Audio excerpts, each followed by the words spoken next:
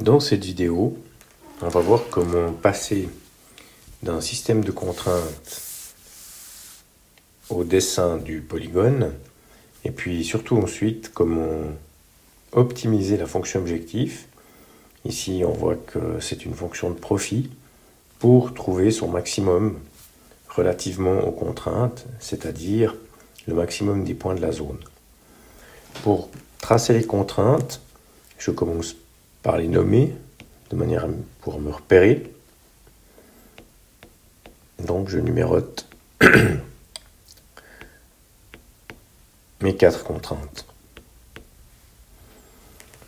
Je fais un peu d'algèbre pour pouvoir situer ces contraintes dans le plan. Donc je prends la première contrainte.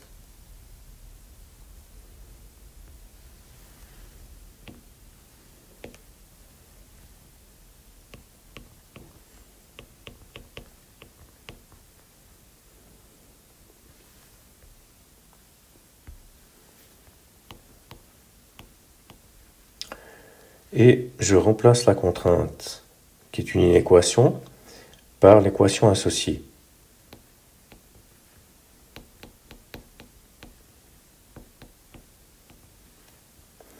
Ensuite, une fois que j'ai ça, je dois tracer cette droite et j'aimerais trouver 2 points qui sont sur cette droite. Pour ce faire, je peux prendre des valeurs que je vais décider moi pour x et pour y. Alors la valeur la plus simple en général c'est 0. Je pose x égale 0, je remplace dans l'équation.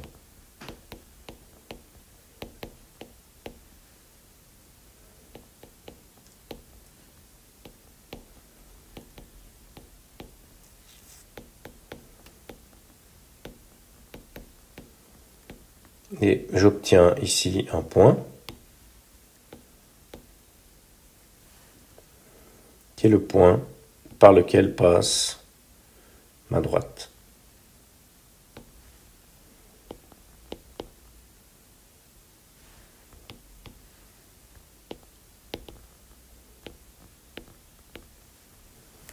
Il me faut un deuxième point vu qu'il s'agit d'une droite.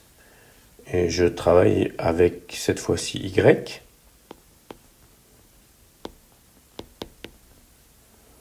Je remplace dans l'équation.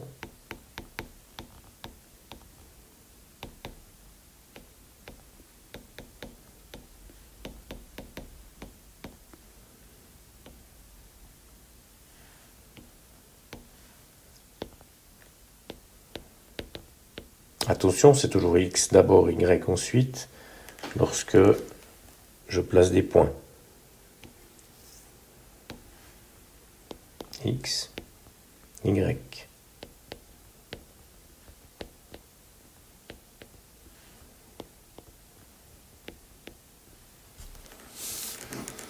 Une fois que j'ai ça pour la première droite, je peux continuer et travailler sur l'autre droite.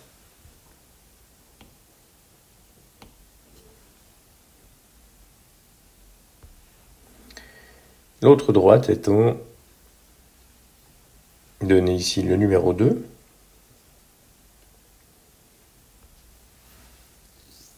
Je commence par réécrire l'inéquation.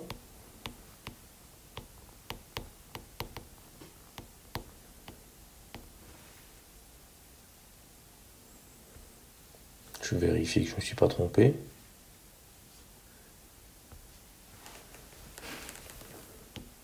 Je remplace par l'équation associée et je travaille exactement comme tout à l'heure.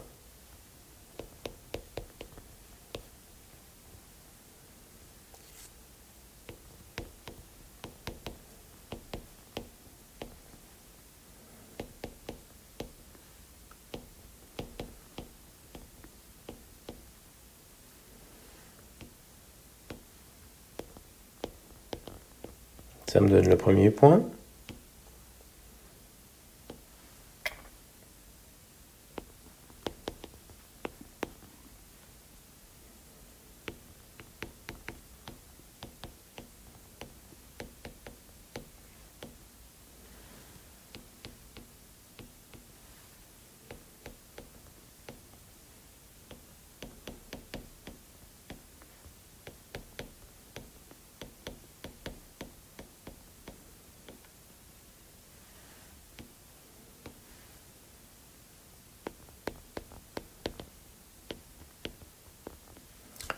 J'ai mes 2 points. Reste à traiter les 2 contraintes x plus grand que 0, y plus grand que 0. Ces contraintes seront traitées directement sur le graphe. Je n'ai pas besoin de faire de calcul pour le faire. Je vais maintenant passer à l'esquisse de mon graphe.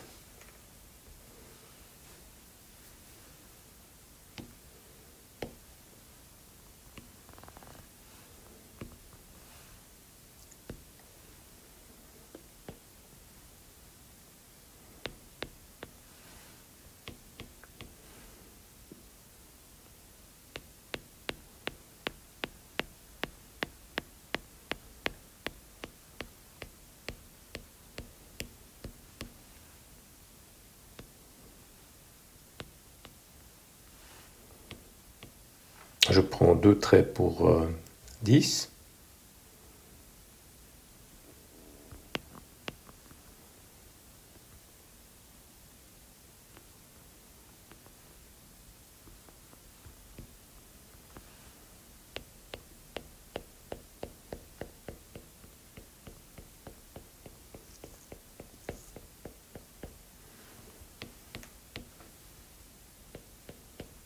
Et même chose en abscisse.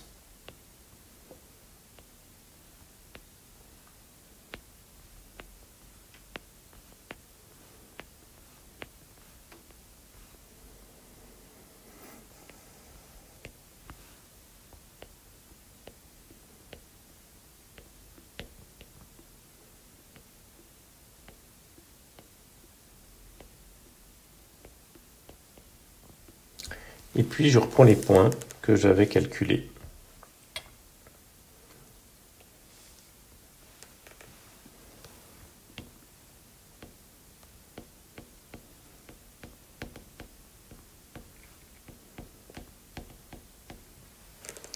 Je les place.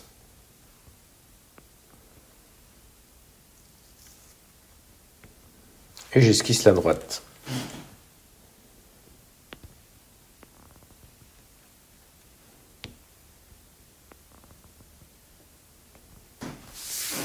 Et je fais de même pour les autres points.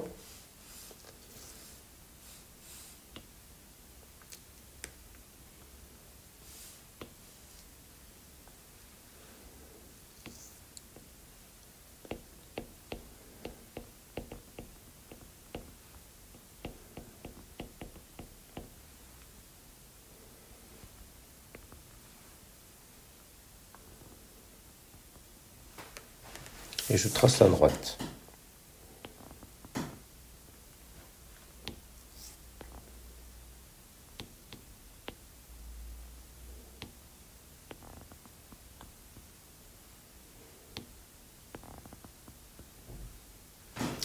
On voit que, hormis la précision, on obtient quelque chose sur lequel on peut travailler.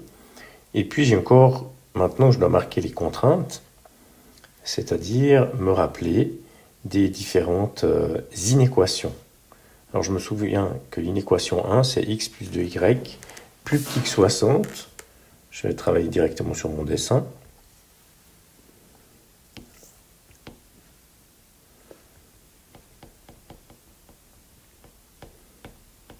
Et qu'est-ce que je fais pour savoir quelle est la zone qui correspond à cette contrainte? Je remplace x et y de nouveau par des valeurs correspondant à un point. Et comme le point ici 0, 0 n'est pas sur la droite, je peux l'utiliser pour savoir de quel côté, à quel côté correspond cette inéquation. Donc je mets 0, 0 dans cette droite-là.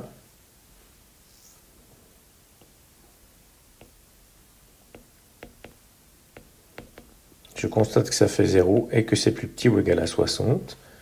Donc la condition est vérifiée. Je peux faire une petite hachure rouge sous la droite, vu que c'est le côté où il y a 0.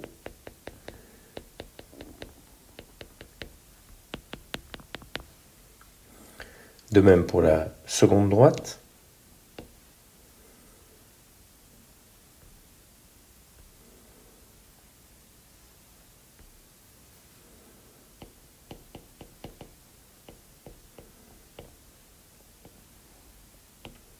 Je je place le point 0, 0 qui n'est pas sur la droite dans l'inéquation.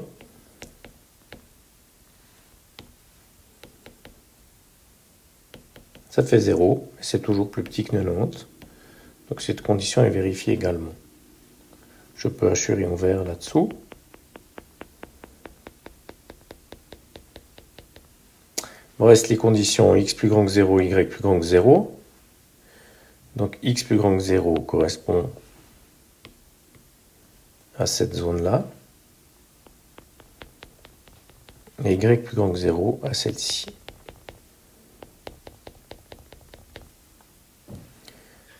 Au niveau de la zone cherchée, c'est celle-là. Je peux maintenant la hachurer ou la passer au surligneur ici. Alors bien entendu, sur mon graphe, c'est compliqué de trouver les coordonnées de ce point parce que j'ai pas de graduation et que le graphe est trop petit. Si j'ai du papier quadrillé, j'obtiendrai sans doute un point à coordonnées entières. Voyons ce que ça donne sur un graphe de meilleure qualité. On voit sur ce graphe de meilleure qualité le dessin en vert de x plus 2y égale 60, en bleu de 2x plus y égale 90, et puis on voit l'intersection qui ici vaut 40, 10, et qui est ce point qui est là. Et cette intersection, c'est celle-là qui va très probablement nous intéresser, avec l'autre intersection qui est à 0,30 et l'autre intersection qui est à 45, 0. Bien entendu, l'intersection 0, 0 peut être intéressante aussi. Donc on voit sur ce graphe que si on dessine proprement, on peut obtenir les intersections par voie graphique. Reste encore à traiter le problème de la fonction objectif à maximiser, et ce sera l'objet finalement d'une prochaine vidéo.